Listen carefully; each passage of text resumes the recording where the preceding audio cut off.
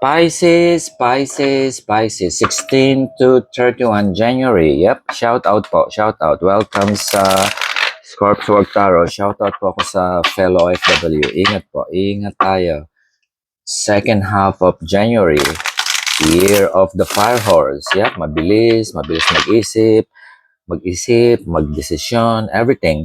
So, ano tayo? Ingat din tayo. We need that balance. Yep. 16 to 31 January, Pisces, water sign. What Pisces needs to know? What Pisces need to know? General reading po. General reading, kung makaresonate, shout out. Kung hindi ay sa susunod. Give me one card. 16 to 31. Water sign, Pisces. What Pisces needs to know? Water sign, Pisces. Bigyan natin ng magandang reading. Second half of January. Yep, long-term goal. Iplano na natin yan. Expansion, new growth. I-manifest natin yan towards 2026. Take advantage yung mga opportunities. At ano na yan, malakihan na. Tuloy-tuloy na. Okay, one card. Pisces. Seven of Wands. Yeah? So, ano yung pinoprove mo dito? Ano yung gusto mong i-prove mo na tama ka, Pisces? Yeah? Or ano yung kailangang lecture na isabihin mo dun sa tao sa paligid mo? Lalo kapag bagong taon na at hey, wala nang tatamad-tamad ngayon. 2026, kailangan kumilos tayo at marami tayong babayaran. Kailangan makabili na natin yung bahay. Kailangan mabayaran na natin yung utang. Yeah, those are the things na we want to prove na tama tayo. Yeah, sa opisina, ganun din. Wala nang delay. Okay? Para kumita lalo tayo. Kailangan mag-exercise para healthy tayo. Kailangan merong proof yung concept bago natin implement. Okay? Kailangan ipakita mo na mahal mo ako at importante ako sa iyo. That's the page of Seven of Wands. Tumatalon. Oh my goodness. Yeah. So, tama ka. Tama ka, Pisces.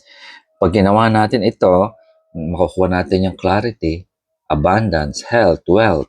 Yeah? Strategy yan. For me, strategy yan. Minsan, depende sa sitwasyon natin, kailangan alam natin kung kailan tayo tatahimik at kailangan tayo magpupush ng envelope at baton na sundin mo ako, tama ang pupuntahan ko, sumama ka sa akin, alalayan mo ako, aalalayan kita, aanit tayo ng tagumpay. Yeah. Hindi na nga hulugan ng easy, pero yung direction mo, ayan, kaharap mo siya, oh. Sabi sa'yo ng sun, Pisces, sige, ituloy mo yan kasi ibibigay ko sa iyo yung higher vibration at abundance towards 2026. 16 of January up to January 31, simulan mo na ang paglalatag kung anong gusto mong ilatag, paniniwala, etc. At yung hard work, yeah? So, sensitive Pisces, at saka very sentimental, you just need to keep that balance siguro. Tignan natin kung ano pa yung complete storyline nito. Yeah? This is interesting. Yeah? Okay, 16 to 31 Pisces. One card. What Pisces needs to know? Fellow water sign. Okay, bihira ako makita si Pisces na parang masayang ganito. Yeah? This is, pero mayroong effort dito. One is fire. Okay? Year of the fire horse. Water tayo. Water. Scorpio ako. Pisces. Water sign. Medyo sentimental. Emotion. Water sign. Puso. Okay? So, kapag na-achieve mo na yung hinahanap mo na yan, sa palagay mo, makakarating ka na doon sa katahimikang hinahanap mo. Abundance, katahimikan. Ano yung definition mo ng katahimikan? Yan yung meron kang pambayad sa credit card. Masarap na pagkain, pambayad sa doktor, yung mga anak mo napapadala mo sa magandang eskwelahan, walang news na nega. Okay? alisin mo rin yun. Okay? 6 of Sword, moving to uncharted territory. Maaring bagong pag-iisip, babaguhin mo na rin yung pananaw mo, hindi ka na makaluma. Iaakma mo na siya dun sa situation. Yes? Kasi nag-a-align ka dun sa paligid mo. Yeah? Kung masalimuot sila, so ayaw mong pumatas dun sa masalimuot. You keep that balance. Yeah? You can see here, oh, wavy. Kasi ini-steer yung water para mag-move. Yes? Kaya ka nakikipagtalo, kailangan mong guluhin sila. Okay? Ganito ang gawin natin. Yeah, okay. Pupunta tayo rito. Okay. Yeah? You're moving to the right direction. Kung ano man ito, magpapakapi ka, Pisces. Yeah? Okay. Tuloy natin. This is interesting. This is interesting. Simula pa lang ito. Make this, prelude nung 2026 mo.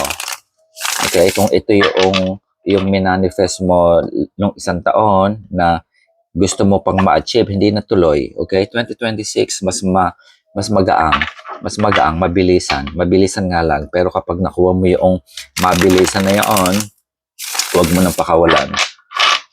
Huwag mo nang pakawalan, Pisces. Okay. One more card, Pisces. One more card. Bigyan natin ng storyboard. January pa lang po, kaya gusto kong yung progression ng reading for the sign, gusto kong makita. Basta yung long-term goal natin, iset natin, taking responsibility, walang tama at mali sa desisyon, pero we need to own, take responsibility. Diyan lilito yung expansion. Yeah? There's no right or wrong po. Mahirap ang buhay kasi nakakahon tayo. Yeah, okay. Are you dealing with Scorpio? Okay. This is transformation. Okay. You see that sun? Yeah. Yun yung portal. Ayan, oh. Yeah, okay. 11. Higher vibration mo, Pisces. Always saying that. Know your, anong gusto mo? Ano magpapasaya sa iyo? May horse dito. If you're dealing with somebody na pinanganak sa year of the horse, very auspicious, powerful. Yun ang magtutulong sa iyo, magdadala sa iyo dun sa expansion na darating sa iyo na kinakaharapan mo. Yeah? Change, inner work siguro ito para kay Pisces. Yeah? So, change of mindset, change of yung makaluma na hindi na nagwo-workout, yun mo na yan, kalimutan mo na. Kumbaga sa nalugi ka na doon, masama loob mo, pero move on. Yeah? Yan yung sinasabi. Move on. Try again. Okay? This time, makukuha mo yung hinahanap mo. Yung X-ray, vision, laser, focus na hinahanap mo na magbibigay sa iyo magdadala sa iyo towards doong sa liwanag at abundance. Yeah? Death and rebirth is Scorpio. Painful to kasi hindi ka komportableng magbago ng yung old habit. Sana comfort zone na tayo. Kaya minsan mabigat. Yeah? Tama po ba? Yan yung magiging mabait ka. Hindi ka na masisigaw. Mag-exercise ka na. Okay? So, being true to yourself. Yeah? Sometimes yan. Kasi minsan tinatago natin, ayaw nating mapahiya, those kind of things. Pero it's something na we need to do if you want to achieve yung mapopromote ka. Ngayon, may pinagpipilian. Ngayon, yung isang kalaban mo mataas yung score niya. Ngayon, ang sabi nung recruit evaluator, kasi yung kalaban mo very very Miss Congeniality or Mr. Congeniality. Na-approach siya ng maski na yung security guard at saka yung mga worker. Ikaw hindi ka ma-approach, hindi ka raw approachable. Yeah, okay? Ganyan yan. Ano yung definition na para maging approachable ka? Yeah? Hindi ka ganun eh. Kasi halimbawa yung personality mo very straightforward. Ayaw mo nang ayaw mo ng small talk, ayaw mo na ng kababawan, yung mga ganyan. Pero minsan kailangan, yeah, mahirap. Pero kailangan mo yung promotion kasi mas malaki yung sweldo. Yeah, kasi magiging leader ka. This is the type of thing. That's the sun. Yan ang mga prominence ng personality ng mga matataas na posisyon. Kailangan sasayaw ka na rin, kakanta ka na rin. Yung mga ganoon, maging katawa-tawa ka. Because you are being the example na leader, good leader. Yeah? Okay. One card, one more card. Ituloy natin ito, Pisces. You're dealing with Scorpio here. Okay? So, magkapi-kapi ka. Ayain mo si Scorpio na magkapi-kapi kayo and understand what is death and rebirth. Alam nila yan.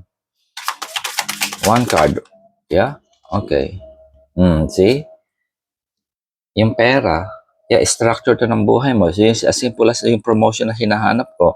Gusto mo, yan yung pangarap mo, yan yung mga bundok, yan yung definition ng pangarap natin sa tarot. Yeah? Hindi madaling baybayin po yan. Yes? Pero, makukuha mo yung pangarap mo? Yes. Yan ang makakapagpasaya sa iyo. Sa palagay mo, kapag na-promote ka, ito ay yung makapagbibigay sa iyo ng solusyon doon sa hinahanap mo. Yun ang power ng sun, the most the most powerful card sa tarot deck. Kapag ibinigay yan, wala nang urungan, papunta ka na talaga sa fulfillment at retirement na ito. Yeah, mamumulaklak na. Palagi mabubunga na lang. Yung ininvest mo, kasama na rin yan. I don't know bakit pumasok. Yung mga dating hindi kumikita, ilipat mo siguro. Yung mga ganun tipo yan. Mga ganun tipo. Hindi ka komportableng gawin. Anything na hindi ka dating kung dating sa social media ka, ito na lang. Simpleng-simple. Palagi ka na lang nagbebenta na lang ng ganito. Subukan mo magtinda ng iba naman. Okay? Kasi mangyayari dyan, kailangan ko pang alamin yun. Paano ba yung pagtinda ng telepono, pag-recharge, pag-update ng mahina po ako sa technology eh. Yeah. This is hard work din ito. Transformation kasi proseso to undergo to that by higher vibration to understand yung makiki-align ka. Makiki-align ka sa sitwasyon. Kasi sa palagay mo, mas lalo kang mag-grow doon. Nandiyan yung pentacle na hinahanap mo. Yes? Maari ito nakikipagtalo sa'yo. Hindi ikaw nakikipagtalo sila. Kasi another Pisces na nakikita ko, ikaw yung matigas ang ulo at ayaw sumunod dahil sa makaluma. Okay? Isa yan. That's something that you need to be aware of. Okay? So, ituloy natin. Kuha ko dito. Tignan natin. Sasabihin ng card kung tama yung sinabi ko. I-validate niya yan. Tignan natin. Kuha tayo ng isa pang blind spot. Okay. Blind spot. Cancer. Blind spot. What Cancer need to... Pisces. Sorry, Pisces. Blind spot. Pisces. One more. Pisces. Ayusin ko yung camera para makita nyo. Okay. Yeah. Okay. Are you dealing with Virgo? You need that wisdom. Okay? Sinabi ko, mahirap yung transformation. Nakita mo yan, yung bundok na yan? Okay. Bago niya na-achieve yung level na tataas yan ganito. Mataas to. Higher vibration to understanding. Yes? Parang nasa meditative mood siya. Learn how to meditate siguro. Isa na ring simple advice yan. 2026, marami ng mga health club, etc. Mura lang yan. O manood ka sa YouTube. Navigate that. Yeah? Find your higher true self. Nag-glow ka dito. Look at the color of the sun. Okay? Nagre-radiate. Yeah, sa amin ganon. Pisces, okay. Sa mga overwork na Pisces na sobrang minsan na sentimental at na drama na dilute na ng emotion and then they cannot move on. Now, it's time for you to move up. Okay? Ito yung higher vibration mo, abundance yan. Kapag na-connect mo yan, alam mo na yung makapagpapasaya sa'yo, alam mo na yung dapat mong baguhin, hindi ka na maapektuhan ng sitwasyon, and then, the more na mas magaang nababagsak lalo sa'yo ito. Yes? Kasi hindi ka na magko-complain. I do not know why I pick it up. Okay. Minsan yung mindset din natin kasi uh, gusto mo ah, ayoko magbanggit ng brand ng drinks. Okay, gusto mo ng brand A na soft drinks. Ngayon, ang available yung brand B or brand C. Okay, pareho din naman sila. Iba lang sa label. Yeah, ganun yun. Pero, pareho din naman ng lasa. Pagkatapos mong kumain ng tanghalian, madidighay ka din after ng pag-drink mo ng carbonated soda. Yeah, you know those kind of things. Yeah, meron din kasi ugali po ganyan. Kapag yung soft drinks, kasi ang iniinom ko lang yung ganitong brand. Ngayon, hindi available ng isa, yeah, okay, yung parang hindi siya makakapagpa quench nung thirst mo na hinahanap. Kasi naghahanap ka ng sugar yung ganoon. Pero carbonated pa rin siya, yeah? At the end of the day, find that wisdom, okay? Hindi lahat available. Hindi lahat available. Yeah? Okay. One more card. Interesting ito. So, shout out po, fellow OFW, magkape-kape tayo at relax tayo.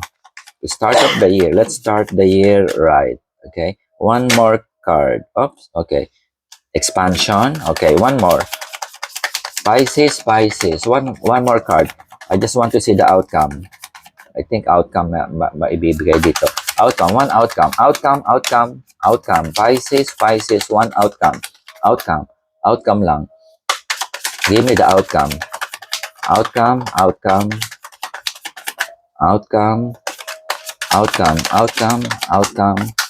Yeah, okay, tumalon. Okay. Okay, binigyan kita ng dalawang outcome. Okay? Ang dami mong expansion. Okay. Ang ganda-ganda mo at ang gwapo-gwapo mo. Yes? Okay. Choices ito. Okay? Ngayon, sinabi ko na ito. Towards the sun, yun yung camel. Parang yung mga Bedouins noong sa Middle East. Yeah? Okay. Nandiyan yung genie in the bottle na magbibigay pa sa'yo ng wish fulfillment mo. Yes? Madami kang, yung structure ng pera, opportunity darating. Walang problema. Ang dami mo pang choices. Ngayon, pagpipilian mo sila. Meron ka bang genie in the bottle or some message, you might get something. Yeah? May genie in the bottle ka na mahihingan pa ng wish mo. Yes? Nag-iisip ka kasi ang dami mong choices, ang daming party, ang daming drama pa rin, nagsasamot-samot, water sign ka, contain that balance siguro. Balance, okay? Virgo, knowledge, wisdom, humugot ka kay Virgo. Sasakay ka ba dun sa camel para pumunta towards the sun? Yeah? Ayan yan, no? Nakatingin siya. Pisces, so, mag-isip-isip ka, anong pupuntahan mo? Gusto mo mag-party at mag-disco? O gusto mo ng wish fulfillment mo na abundance right in front of you? Mamili ka. Kung meron kang Tree of One, expansion, pero nasa crossroad ka pa rin, yan yung genie in the bottle. Okay? Towards the sun. Expansion, nasa harapan mo. Yeah? 16 to 31 of January, you're moving to the right direction. Yeah? No right or wrong po. Free will. Free will. Pero you're dealing with a Scorpio and a Virgo. Yes? Okay. Expansion. So, magpapakape ka. One moon card, oracle. Pisces. Oops. Okay, yeah. Isa, okay. Virgo. Sabi ko na nga ba, may kaibigan kang Virgo eh. Sino siya sa buhay mo? Okay. So, issues surrounding health and exercise may come Issues surrounding health and exercise may come to the fore. Focus on your physical well-being. Yeah? Yeah? Okay. So, Virgo, Cancer. Virgo is earth sign. Virgo, earth sign, three-dimensional. Alam niya yung mag-araro, practical siya, three-dimensional. So, baka meron kang mahugot na ano sa kanya, motivation. Yeah? Something to look for. Baka siya yung genie in the bottle mo. Yeah? Or makakamit ka. Meron kang mamimit na Virgo along the way. Yeah? Okay. So, 16 to 31 January, Pisces. So, sana nag-enjoy po kayo. Ingat. See you again.